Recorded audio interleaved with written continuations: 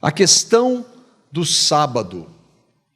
Nós estamos dando continuidade aos estudos no Evangelho de João e vamos ver por que este título.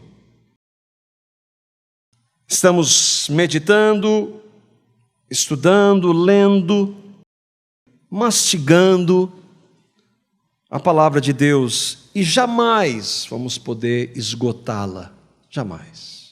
Mas cada vez que nós nos aproximamos, e eu espero que seja com você, como tem sido comigo, eu me maravilho pela riqueza da palavra de Deus. E eu queria, nessa semana que nós celebramos o dia 31, a Reforma Protestante, que nada mais foi um retorno à Escritura. A Reforma Protestante nunca teve nenhum propósito de exaltar Lutero, Calvino, Zwinglio e tantos outros homens, Knox. Não, a Reforma Protestante, a proposta era: voltemos para a Escritura, voltemos para a Palavra de Deus e para o centro da Palavra de Deus, que é Cristo. E nós, pela graça de Deus, pudemos ver muitas manifestações, muitos irmãos, muita gente ouvindo, inclusive na mídia, sem saber, a mídia que não tem nada a ver com a graça e com o Evangelho, divulgando esse evento, falando que nós somos justificados pela fé, salvos pela graça. Eu creio que Deus pode usar frases lançadas como essas, versos, textos como esses, sem sequer que aqueles homens, as mídias, os jornais soubessem. Eu queria indicar para vocês um estudo do irmão pastor batista Miguel Nunes, que esteve há 2 ou 3 semanas na primeira igreja presbiteriana de Goiânia, pastor Augusto Nicodemos Lopes, onde ele fez um estudo sola Escritura. Dê uma olhada e se maravilhe. Não deixe de ouvir a palavra de Deus. Para nós entrarmos e voltarmos no nosso estudo de João, eu gostaria de voltar no versículo 4 do capítulo 5, porque quando nós terminamos na semana passada, alguns irmãos vieram conversar sobre essa questão especificamente, e ficou ali uma dúvida, e eu gostaria que nós pudéssemos tentar entendê-la um pouco mais. No capítulo 5 de João, no versículo 4, nós lemos: de vez em quando descia um anjo do Senhor e agitava as águas. O primeiro que entrasse no tanque, depois de agitadas as águas, era curado de qualquer doença que tivesse. O que está acontecendo aqui, só para nós lembrarmos? Havia ali no tanque de Betesda, logo muito próximo do templo em Jerusalém que havia, e ali então havia vários paralíticos que acreditavam que aquela água no tanque de Betesda tinha um poder miraculoso. E esse poder, ele se manifestava quando um anjo do Senhor, como o texto diz, descia sobre aquelas águas, e então aquelas pessoas iam para a água, e a primeira pessoa que tocasse a água, ela era então curada. E havia ali um homem, um paralítico era paralítico há 38 anos, e que queria estar ali quando as águas eram agitadas, mas ele nunca conseguia descer, porque ninguém o levava. E a grande questão que nós abordamos é: que anjo era esse? O que estava acontecendo ali? E há 2 opções de compreensão desse texto. A primeira é que realmente havia ali um milagre, um anjo literalmente descia sobre aquelas águas e então fazia milagres. E a segunda é que esta compreensão na realidade nunca aconteceu e era um mito, era algo que os judeus acreditavam, mas que nunca foi verdade, era uma superstição. E uma das justificativas é que este versículo 4, ele não se encontra nos manuscritos mais antigos que nós temos hoje, para ter então a tradução da Bíblia na nossa língua. E aí então vem uma questão lógica. Mas a Bíblia não é inerrante? Nós não cremos que a Bíblia é a inerrante, infalível palavra de Deus? Sim. Nos originais, nos chamados autógrafos, que foram quais? Aqueles que Paulo, Lucas, João, Daniel, Isaías escreveram, quando Deus falou diretamente para eles, e eles então escreveram. Aquela palavra é infalível. Mas esses escritos, os autógrafos, os originais, não existem mais. Não se tem essas cópias originais. Os originais, o que nós temos são cópias. E foram feitas muitas cópias. E entendamos, não havia maneira de copiar que não fosse outra, à mão. Então as cópias têm erros. Hoje, isso, irmãos, leva muito tempo. Hoje existe uma linha de estudo que é manuscritologia, que estuda a palavra de Deus durante dezenas de anos ultimamente, que tem estudado a palavra de Deus, buscado em várias fontes para poder chegar o mais próximo possível aos escritos originais. E hoje, com absoluta certeza, pelo menos 96% do que nós temos hoje, nós podemos ter com garantia que é a palavra de Deus. Então, tem erros, você tem 96%, e esses outros 4%? São erros? Não, porque eles não alteram em absolutamente nada os fundamentos. São erros, são algumas colocações ou compreensões, como esta, por exemplo, de um versículo que está ali, mas que não altera o que acontece, porque esse versículo, a proposta dele é explicar o versículo 7 que vem depois. Às vezes as cópias eram feitas e às vezes um ou outro erro. Então por isso eram unidos vários manuscritos hoje para poder entender se para aqui está erro. Esses manuscritos aqui, nós temos nele uma precisão maior do que esse, porque eles repetem, e boa parte dos manuscritos antigos não tinham o versículo 4. Então, há erros? Não há erros. Há algumas passagens, pouquíssimas, que podem haver, às vezes, uma pequena interpretação, mas que não muda o sentido da palavra, não são doutrinas, elas não têm implicação doutrinária nenhuma. Além disso, há todo o restante da Bíblia que nos ajuda a interpretar essas pouquíssimas passagens. Então ela continua sendo, sim, a palavra de Deus, a inerrante palavra de Deus. O importante é que todos os cristãos verdadeiros creem na inerrância e na infalibilidade da Escritura. O que nós temos, tristemente, são interpretações diferentes. Às vezes, irmãos, homens comprometidos que creem na inerrância, que a palavra de Deus é infalível, eles interpretam uma ou outra passagem de maneira diferente, e que é o caso aqui. Eu queria trazer alguns irmãos para nós compreendermos, para nós entendermos por que há essas duas possibilidades. A primeira de que fosse realmente um milagre, e a segunda de que fosse aquela história, foi uma história, uma superstição de judeus, que eles tinham muitas. João Calvino, por exemplo, escrevendo aproximadamente em 1550, ele diz: o agitar da água era uma prova de que Deus usa livremente os elementos da natureza segundo o seu próprio beneplácito. Deus pode fazer aquilo, pode fazer o que Ele quiser, Ele é Deus. John Gill, que foi um pastor em Londres antes de Charles Spurgeon, na Catedral Metropolitana de Londres, Batista, em 1650, ele diz: este anjo era um anjo do Senhor, como a Vulgata Latina e duas das cópias de Beza relatam. O que é isso? Vulgata Latina é a tradução do texto grego e hebraico para o latim, feito pela Igreja Católica Romana.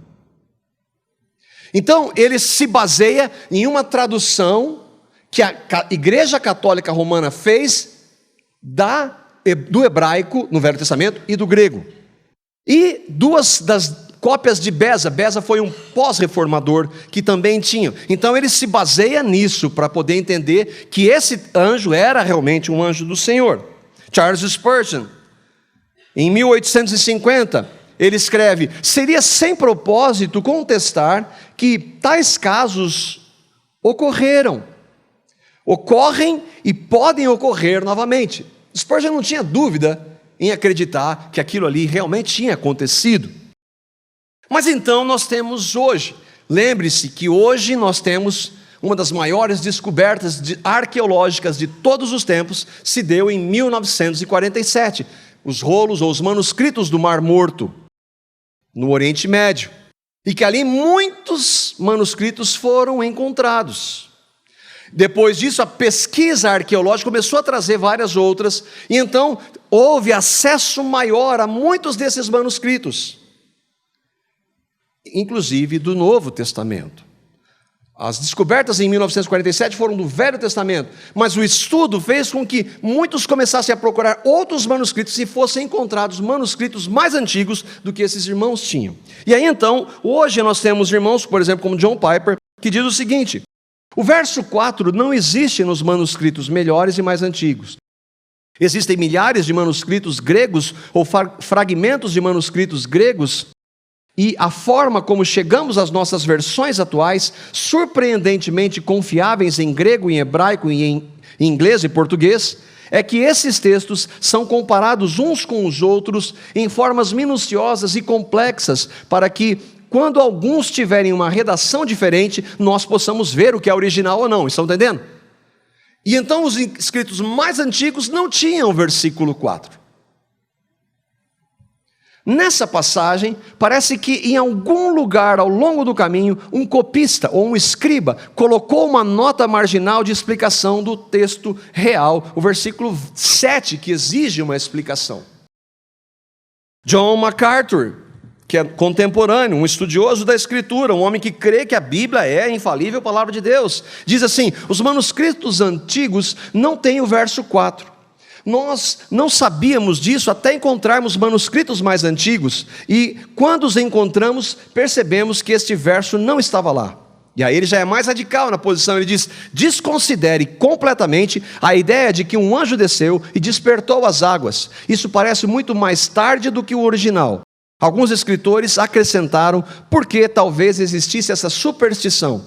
Isso pode estar na mente do homem no versículo 7. Então, provavelmente, essa superstição existia. Então nós temos dois homens de Deus que discordam de uma compreensão mais antiga. O que nós cremos? Fica entre você e Deus. Eu creio nessa segunda compreensão.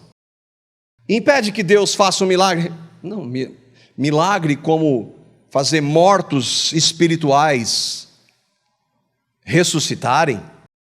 Um milagre maior que esse. Então nós cremos sim em milagres, nós estamos relatando milagres. Acontece que nesse caso específico há essa compreensão. Vocês entendem, irmãos, com isso a importância e a responsabilidade do estudo das Escrituras? Dá para entender que não é só dizer, Deus está me falando que. Dá para entender? Deus está mandando eu dizer isso. Que não é tão simples assim. E que por mais fácil que seja dizer isso, a maioria das vezes não é Deus falando coisa nenhuma. Não é só dizer. Paulo diz aos irmãos que ministram a palavra que é necessário, aquele que ensina, em Romanos 12:7, haja dedicação ao ensino. Dedicação é como Calvino disse, orare et labutare, em latim, orando, buscando de ser um Senhor de sabedoria, mas estudando as Escrituras. E hoje, infelizmente, a maioria não faz isso. Deixa um comentário do irmão Augusto Nicodemos que nos ajuda nessa compreensão, porque normalmente aqueles que são os mais espirituais, então tem que estudar. Para que estudar? Nós temos o Espírito, Deus fala direto. Será que é assim? E olha essa compreensão que o irmão Augusto Nicodemos nos traz. Ele diz assim: não existe compreensão de um texto sem que haja interpretação. Qualquer texto. Você lê uma frase, você tem que entender aquilo. Entender chama-se interpretação. Sendo um texto, a Bíblia não foge a esta regra. Como palavra de Deus, a Bíblia deve ser lida como nenhum outro livro. A Bíblia é a palavra de Deus. E ela deve ser lida como palavra de Deus. Eu não devo ler um comentário de Calvino, de Spurgeon, de Nicodemos como palavra de Deus. Eu posso usar esses irmãos para poder compreender, mas a Bíblia, só ela é a palavra de Deus. Mas, tendo sido escrita por homens, ela deve ser interpretada como qualquer outro livro. Como se interpreta a Escritura? Com regras naturais, como se interpreta qualquer outro escrito. A Bíblia está distante de nós em diversos aspectos. Temporal, o último livro da Bíblia foi escrito há 1900 anos. Ela também tem uma diferença, uma distância contextual. Gálatas, por exemplo. Gálatas, Paulo escreve para rebater os judaizantes daquela época que queriam circuncidar. Mas não existe mais isso hoje. Nós temos que contextualizar aquele texto. Ninguém vai falar assim, não pode, você que está querendo circuncidar. Se bem que hoje, na igreja pentecostal, só falta isso. Mas há um contexto para o texto daquela época. Ela é cultural. Por exemplo, quando Paulo escreve 1 Coríntios sobre o véu, ali naquele momento o véu das mulheres era um sinal que o véu para as mulheres naquele momento mostrava a submissão da mulher sobre o homem. Era cultural. Hoje o que nós temos a ver com o véu? Absolutamente nada. Véu é cultural. Você não observa a submissão de uma esposa ao seu marido, ou a submissão da mulher na igreja, se ela usa ou não véu. Outra coisa, há uma distância linguística. O hebraico mas não foi escrito em hebraico e grego? Tem hoje, tem. Israel fala-se hebraico, e na Grécia, por incrível que pareça, fala-se grego. Só que o grego e o hebraico daquela época não existem mais. Sem contar no aramaico, que é uma língua extinta. Outra coisa, autoral, uma distância autoral. Por exemplo, quando Paulo escreve falando do batismo pelos mortos e que os mormons distorcem, o que Paulo quis dizer sobre aqueles que se batizam pelos mortos? Ninguém sabe. Nós não sabemos. Quando Pedro diz que Jesus foi e pregou aos espíritos em prisão, o que ele quer dizer com isso? Nós não sabemos. Como nós entenderíamos se chegássemos e perguntássemos para Paulo: Paulo, o que você quis dizer do batismo dos mortos? Obviamente não era uma prática bíblica cristã. Ele está falando de algo que era feito naquela época. Ele não está avalizando, e que os mormons trouxeram para que tem que batizar, porque pessoas que morreram não crendo têm que fazer um batismo de pessoas vivas pelos mortos, para que eles possam então ir para o céu. Pegaram um texto isolado que ninguém sabe o que significa e trouxeram. E isso quase não acontece na igreja. Irmãos, vocês entendem como não é só pegar um microfone, ler algumas palavras da Bíblia, citar o nome de Jesus e ir falando? Vocês conseguem entender? Vocês conseguem entender que hoje é o que mais acontece? Esta é a introdução. Normalmente a minha esposa fala que a introdução é muito longa. E nós estamos na introdução. Vamos então para o texto, voltando então para o capítulo 5 de João, e você vai entender a questão cultural aqui, nesse ponto, e a interpretação do texto, por isso que nós fizemos essa introdução. João capítulo 5, nós continuamos, veremos apenas 3 versículos, do versículo 16 até o versículo 18, que diz assim: Então os judeus passaram a perseguir Jesus, porque ele estava fazendo essas coisas no sábado. Disse-lhe Jesus: Meu pai continua trabalhando até hoje, e eu também estou trabalhando. Por essa razão, os judeus mais ainda queriam matá-lo, pois não somente estava violando o sábado, mas também estava até mesmo dizendo que Deus era o seu próprio Pai, igualando-se a Deus. Irmãos, nada na Escritura é por acaso. O texto está dizendo que Jesus curou aquele homem, e o versículo 9 diz isso: isso aconteceu no sábado. Mas qual o propósito? Se fosse segunda, domingo, terça, mas há um objetivo ali, claro, um objetivo claro, que nós vamos ver. Lembremos o que Jesus estava fazendo. Jesus estava pregando o arrependimento a todos, inclusive aqueles que não precisavam de arrependimento. Os fariseus não precisavam, aspas bem grandes, não precisavam. Eles se achavam santos, os bons, os donos da lei. Jesus pregou arrependimento a todos. Jesus estava com um grupo de discípulos. Tem um homem aí que tem os seguidores, olho nele, perigoso. E o grupo de discípulos estava aumentando. Esse grupo de discípulos, eles, se fosse um grupo de discípulos fariseus, eles tinham que ser de alto nível, alto estirpe. O de Jesus era ralé. Dentre eles tinha inclusive um publicano. Sabe que publicano era? Cobrador de impostos. De quem? Um judeu cobrava impostos do Império Romano que subjugava os judeus. E Jesus escolheu esse homem. Ele só escolheu gente boa. Jesus estava fazendo milagres que os judeus diziam que expulsavam demônios, mas não faziam. Jesus estava fazendo.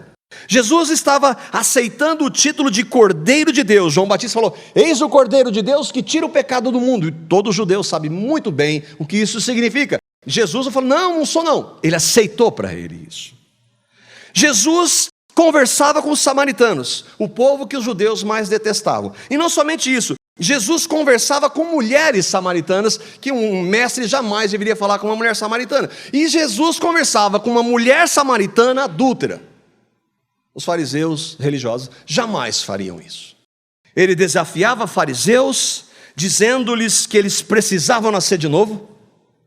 Falar para o topo da religiosidade, um deles, Nicodemos, um dos mais importantes dentre os fariseus: você precisa nascer de novo.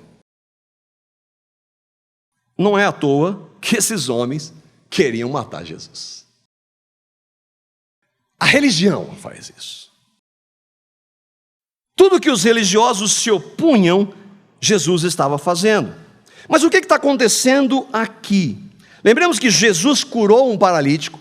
Aquele paralítico estava esperando o anjo, o suposto anjo, descer, e Jesus cura aquele homem. E João faz questão de dizer que, João capítulo 5, versículo 9, e isso aconteceu no sábado. O que aconteceu no sábado? A cura. Jesus curou aquele homem no sábado. Os fariseus obedeciam estrita e rigorosamente a regra da lei, aparentemente só. Só na aparência. Quando todo mundo está vendo. Quando está no escuro, aí não. Eles eram chamados de sepulcros caiados. Sepulcro, especialmente agora, né? Na semana passada, ou nessa semana, né? Vai lá tudo bonitinho, mas lá dentro está tudo podre. Os fariseus eram assim, sepulcros pintados por fora. Eles se baseavam na lei, e eles não permitiam nada aos sábados. Mas aí vem uma questão: por que eles faziam isso? Não foi Deus que deu a lei do sábado? Sim, foi Deus que estabeleceu no 4º mandamento, Êxodo capítulo 20, versículos 8 a 11.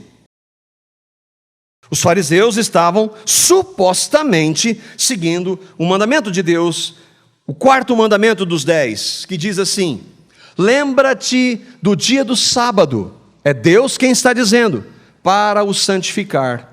6 dias trabalharás e farás toda a tua obra, mas o 7º dia é o sábado do Senhor teu Deus. Não farás nenhuma obra, nem tu, nem teu filho, nem as tuas filhas, nem o teu servo, nem a tua serva, nem o teu animal, nem o seu estrangeiro e o que está dentro das tuas portas. Porque em 6 dias fez o Senhor dos céus e a terra, o mar e tudo que neles há, e ao 7º dia descansou. Portanto, abençoou o Senhor o dia do sábado e o santificou. O que o texto diz? Deus está dizendo que no sábado os judeus não deveriam, no caso os hebreus, não deveriam fazer obra nenhuma. E o que estava acontecendo aqui no episódio? O paralítico estava carregando a maca. E os fariseus Opa, está carregando a maca, hoje é sábado, não pode. Não é para fazer nenhuma obra, não pode carregar a maca também. Por que ele estava fazendo? Por que você está fazendo? Um homem aí me mandou eu fazer isso aí. Que homem que é? É Jesus, ele me curou. Eu era paralítico há 38 anos e ele mandou eu carregar a maca. Jesus mandou. Olha, entende? Porque o religioso ficou bravo. Curou um paralítico, mandou ele carregar a maca.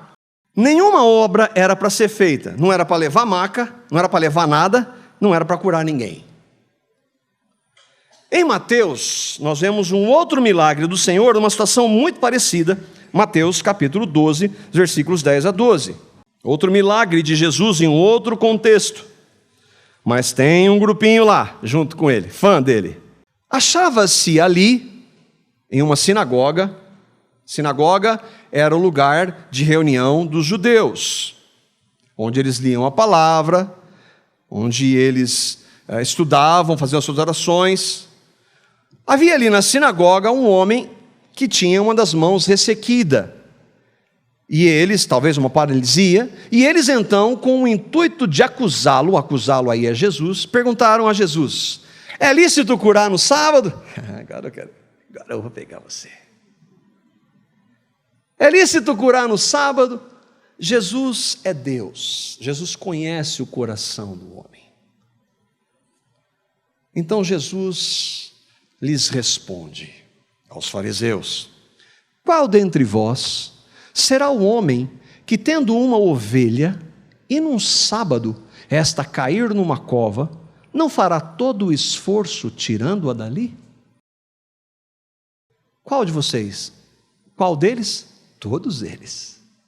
Mas espera aí, isso é obra, não pode fazer, deixar a ovelha morrer.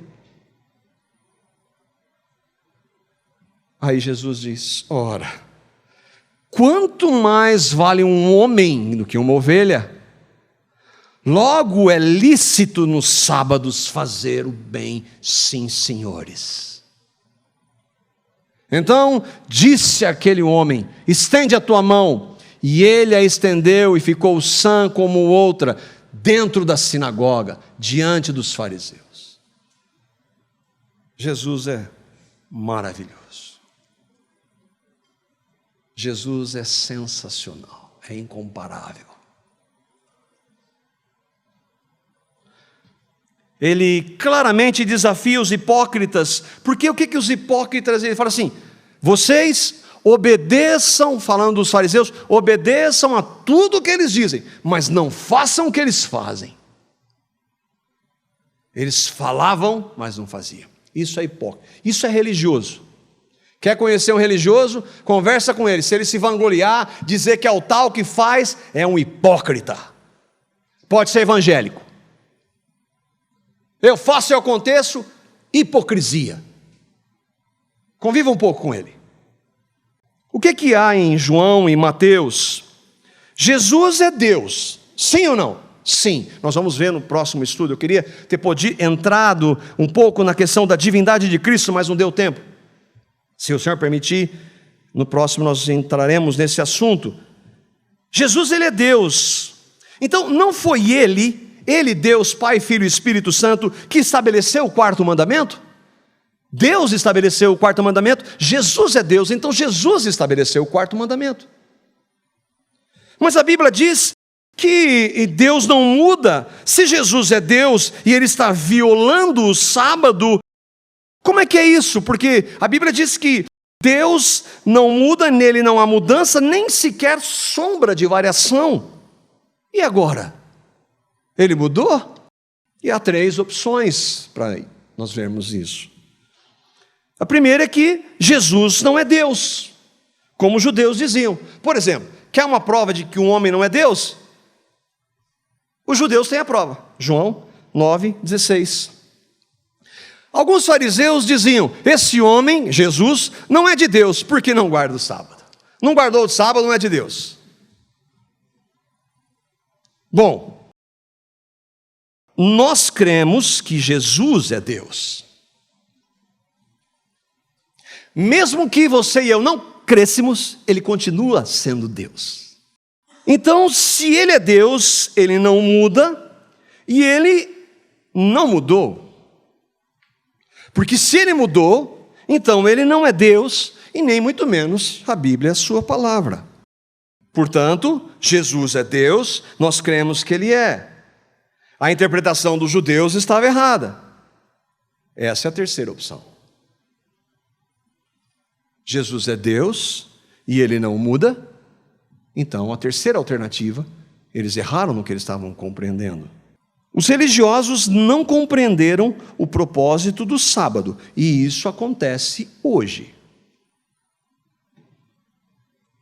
Se cremos que Deus não muda, que Jesus é Deus, que a Bíblia é a sua palavra, que é a inerrante palavra, então essa opção é a maneira como eles estavam vendo estava errada. Eu queria ver um outro texto, um outro mandamento dado pelo Deus Trino, em Números capítulo 6, versículo 1 e versículo 14.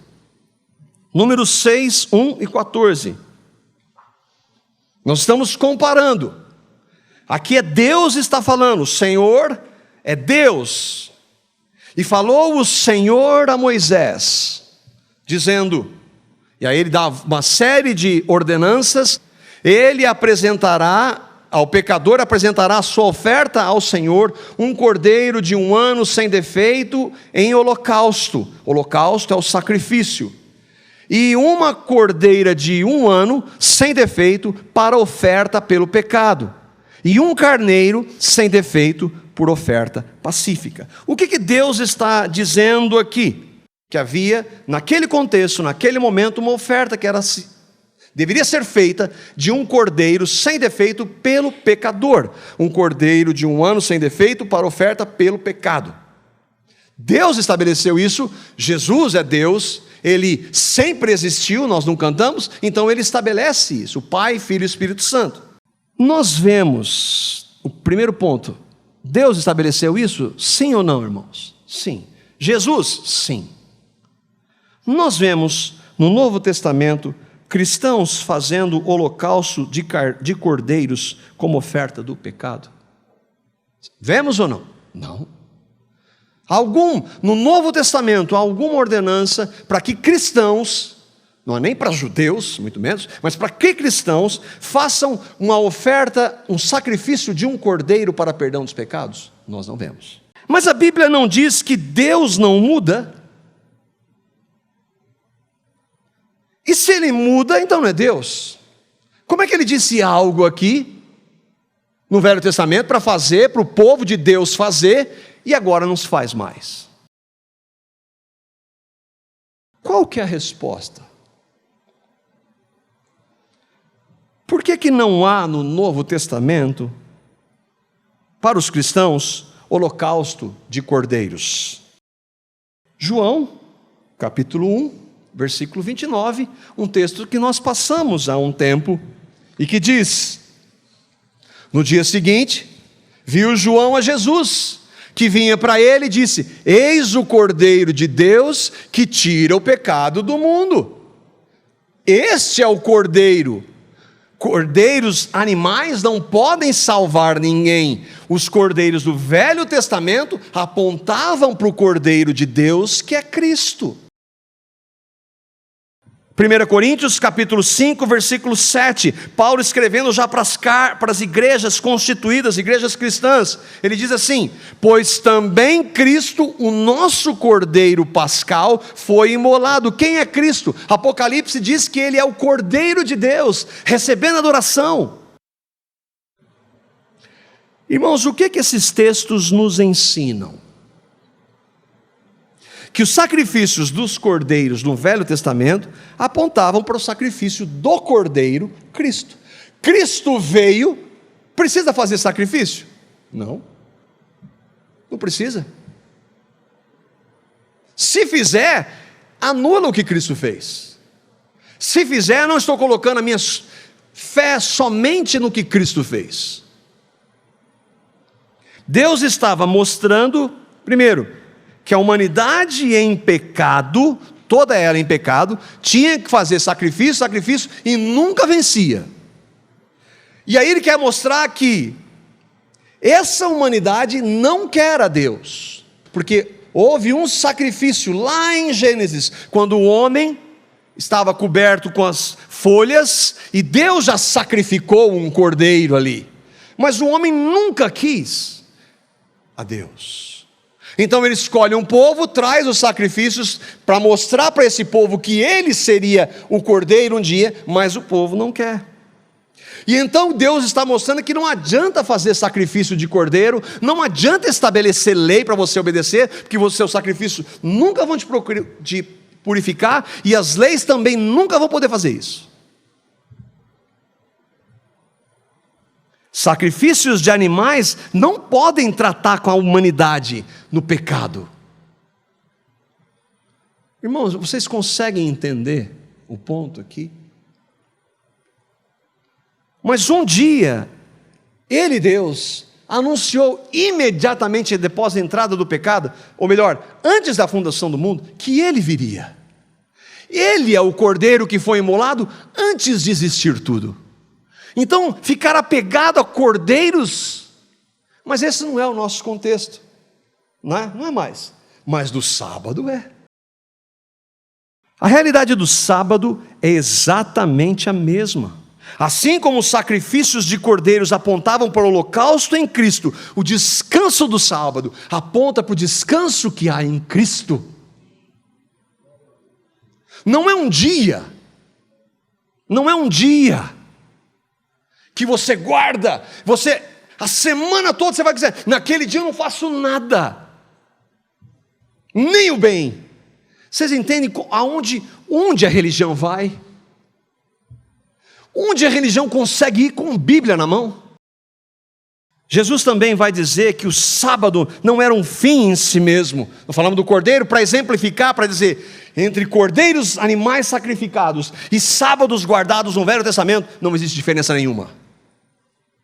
Jesus vai dizer para eles que estavam condenando, aí Jesus diz, Mateus 12:8, porque o Filho do Homem, Ele é Senhor do sábado. Eu sou Senhor, fui eu que lancei isso aí, e isso agora não tem mais nada a ver, porque eu sou Senhor do sábado. Eu governo o sábado, eu sou o Senhor, eu sou o descanso. Cristo é o descanso. E mais, Marcos 2:27. E acrescentou, o sábado, Jesus, foi estabelecido por causa do homem, e não o homem por causa do sábado. Os fariseus disseram, esse homem não é de Deus porque não guarda o sábado. E estavam julgando Jesus, fixando-se no ritual. Por isso que nós temos que tomar muito cuidado com o ritualismo. Fixando-se no ritual, você perde a realidade. Quando a Bíblia diz a letra mata, não é que nós não devemos estudar e nos debruçar e orar, ler a palavra. A letra mata é quando você não vê o autor da letra. Fixando-se no rito e não no conteúdo, você perdeu tudo. Fixando-se na sombra e não na realidade, você perdeu tudo. Mas Paulo, pregador da graça, vai nos explicar em Colossenses, no capítulo 2, versículos 16 a 17. Portanto, ninguém vos julgue. Os fariseus estavam julgando o Deus encarnado por causa disso. Ninguém vos julgue pelo comer, ou pelo beber, ou por causa dos dias de festa, ou da lua nova, ou dos sábados, que são sombras das coisas futuras, mas o corpo é Cristo. A sombra aponta para uma realidade, mas ela não é a realidade. E quando você olha para a realidade, como querer voltar para a sombra? Em Colossenses ou em Colossos, havia cristãos judeus e gentios.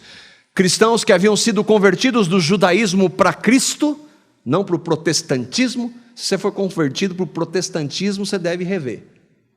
Nós somos chamados para a conversão a Cristo. Havia cristãos que haviam sido convertidos do judaísmo e cristãos gentios. Paulo está dizendo gente, não deixa essas práticas entrarem no meio de vocês. Essas práticas judaicas de festas dos tabernáculos, do Pentecostes, a festa da Páscoa, não tem nada a ver com Páscoa no Velho Testamento. A Páscoa apontava para quem? Cristo. Em Cristo elas não são mais necessárias. O quê? Dias de festa, não devo ser julgado pelo comer ou pelo beber, e pelos sábados. Dia do sábado era uma sombra da realidade espiritual trazida por Cristo. Significa descanso e libertação do trabalho que Cristo veio. Ele não devia fazer? Eu estou trabalhando até agora, não posso trabalhar? Pois é, mas não só eu trabalho, meu pai também trabalha. Aí piorou. Ué, mas você é filho de Deus? Sou. Essas questões eram específicas aos judeus. Então, que eu saiba, não tem nenhum judeu aqui.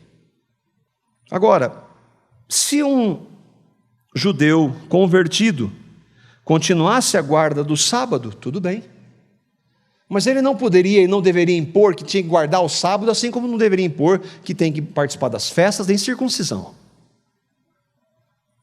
Agora, se um gentio quer guardar, não absorve e não aproveita de absolutamente nada, nós não temos nada a ver. E outra, não somente não aproveita, como é pior, como tira o foco, a suficiência de Cristo e da graça. Alguns segmentos do adventismo, as igrejas adventistas do sétimo dia, eu já vi alguns pregando a graça. Apesar de que boa deles, fala da graça, mas olha o sábado junto. Estão apegados a uma prática judaica. Justificam, Jesus guardava o sábado, ele ia até nas sinagogas, é ele e o apóstolo Paulo também. Para quê? Para pregar para os judeus se converterem a Cristo. O que ele estava fazendo numa sinagoga no sábado? Pregando Cristo, o descanso. O sábado mudou para domingo? Não, irmãos. O dia sagrado hoje é domingo. Não, irmãos. Em Cristo todos os dias são. Nós nos reunimos aos domingos porque é o dia da ressurreição. Porque Ele ressuscitou no primeiro dia da semana. Mas Ele não falou que tinha que ser assim. Os apóstolos não disseram. Nós nos reunimos como igreja cristã porque Cristo ressuscitou no primeiro dia. Mas esse dia não é sagrado. Agora, se um cristão quiser usar véu, celebrar a festa judaica, guardar sábado, apesar de não ter valor algum, tudo bem, nós podemos respeitar. Paulo fala para respeitar. Apesar de o respeito ali era entre cristãos que haviam vindo do judaísmo, gentil com essas práticas, não tem nada a ver. Mas nós podemos respeitar, mas não imponha. Não vem querer mostrar espiritualidade por essas práticas. Sabe onde você vê espiritualidade? Na sua casa, no tempo com a palavra, em oração, como você trata a sua esposa, ali eu quero ver. No fruto do Espírito, amor, alegria, paz, longanimidade, domínio próprio, mansidão, fé. Isso é espiritualidade, não ritualismo exterior, o que a religião faz.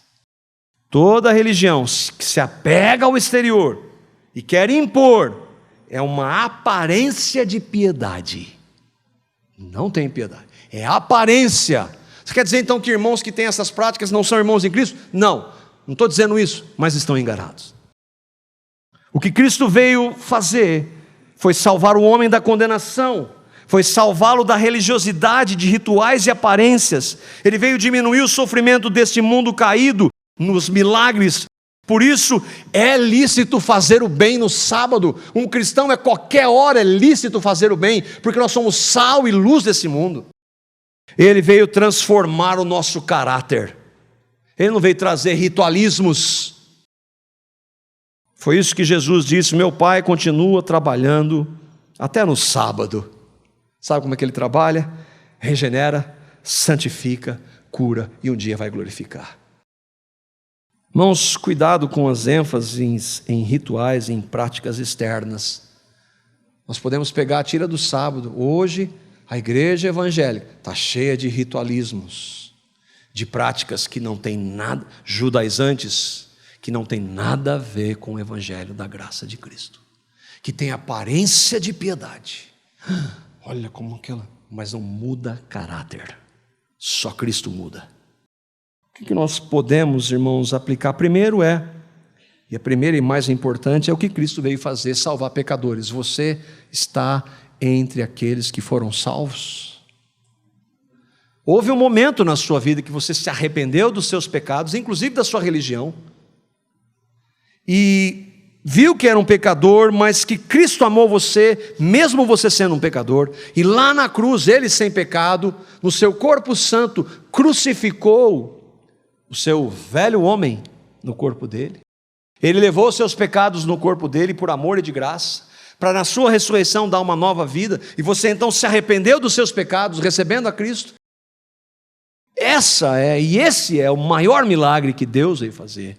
E essa é uma questão individual. O fato de você estar aqui não significa que você crê. Eu espero que todos aqui estão aqui creiam de verdade e não sejam enganados pelo ritualismo de vir aos domingos em um lugar.